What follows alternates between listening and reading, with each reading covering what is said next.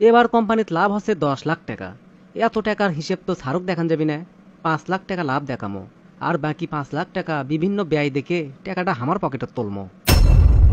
5 লাখ টাকা আমি সরাচ্ছি, এটা তো আর কেউ দেখিচ্ছে না। সব হিসেব আমার কাছেই আছে, আমি না খুলে কেউ আমাকে ধরবেরই পারবি না। ইনকে প্রতি মাসে যদি আমি 5 লাখ টাকা করে কামাই করি, তাহলে আমার বড় লোক হওয়ার ঠেকাই কে?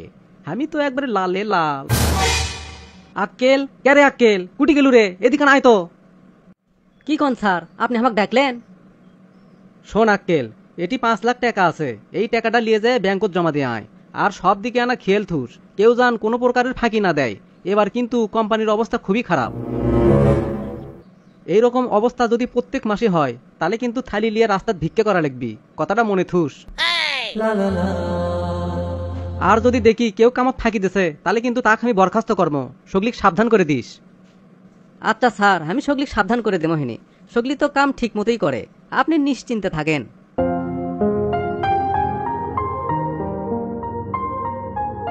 আজ আমার গাড়ি বাড়ি টাকা পয়সার কোনো অভাব নাই। গাড়ি আছে 5টা, বাড়ি আছে 10টা, আর নিজস্ব ব্যবসা প্রতিষ্ঠান আছে 3টে। আমার কর্মচারী আছে 500-র বেশি। খালি সুখ আর সুখ, হা হা হা। মিথ্যে না ব্রেন খাটে না চললে দুনিয়াদারি করা কঠিন। আমার বন্ধু তাই এখনো ওই ভাঙ্গা বাড়িতে থাকে, দুইজন একই কোম্পানিতে ম্যানেজারি করছি। আব্বা, তোমার বন্ধু আর তুমি একই কোম্পানির ম্যানেজার আসলে। আজ দেখো, তার বাড়ি গাড়ির অভাব নাই। তার বেটা কলেজত এক এক দিন এক এক গাড়ি লিয়ে আসে, হাতত দামি ঘড়ি, মোবাইল। প্রতিদিন বন্ধু এরক লিয়ে রেস্টুরেন্ট পার্কত আড্ডা দিয়ে বেড়াই।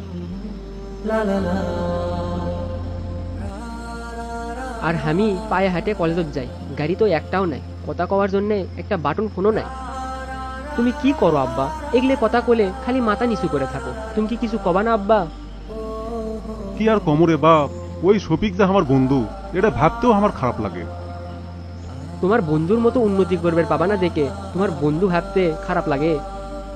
তুই এখনো ছোট মানুষ বাবা, তোর এখনো বয়স হয়নি। আর আমি তো এমন শিক্ষা দেইনি যে তুই বুঝবো না। আমি আর ছোট নাই, এখন আমার যথেষ্ট জ্ঞান বুদ্ধি হচ্ছে। শাক দিয়ে মাছ ঢাক পেছাও না। তোকে একটা আমি প্রশ্ন করি, তুই সঠিক উত্তর দিব।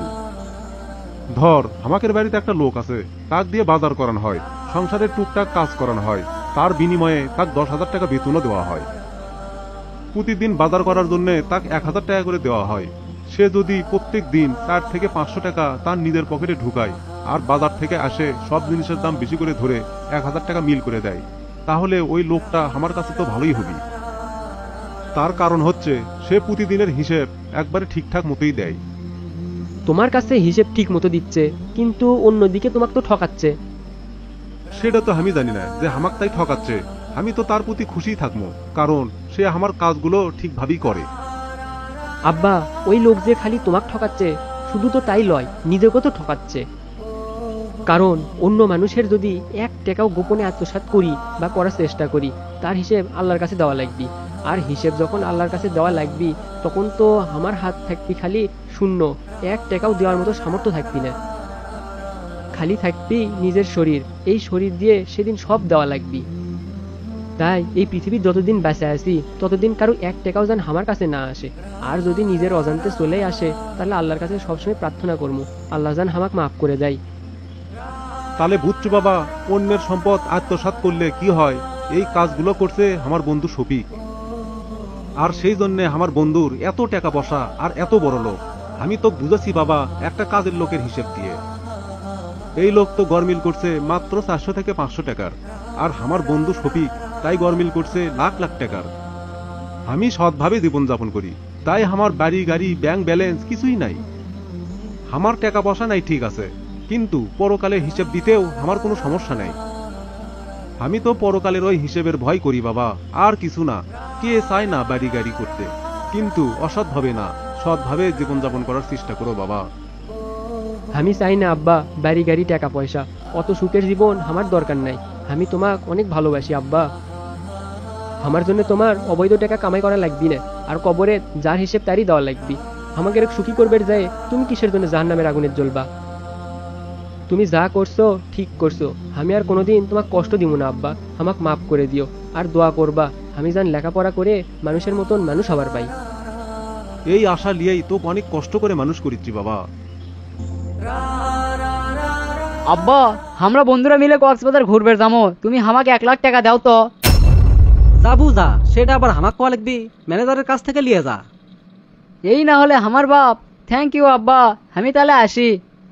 আমার সম্পত্তির অভাব নাই, আমার এক না মাত্র বেটা, তাই যদি টাকা পয়সা খরচ না করে করবিটা কে?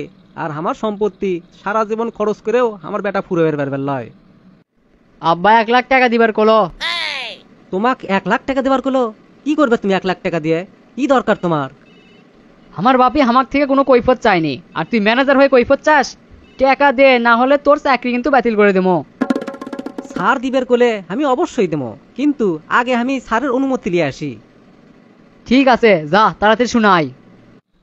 স্যার, আপনার বেটা 1 লাখ টাকা চাচ্ছে, আমি কি দিয়ে দেবো? দিবা মানে এখনো দেওনি, তাড়াতাড়ি দেও। আর শোনো, আমার বেটা বউ যখন যা চাবি ওগেরও তাই দিয়ে দিবা, ওগলে প্রশ্ন হামাক করা লাগবি না। এগুলো সম্পত্তি যা করছি সব তো ওগের জন্যে, ওরা আর কয় টাকা খরচ করবি। আচ্ছা স্যার, ঠিক আছে, আপনার টাকা আপনি যদি দিবার কন আমার আর কিসের সমস্যা।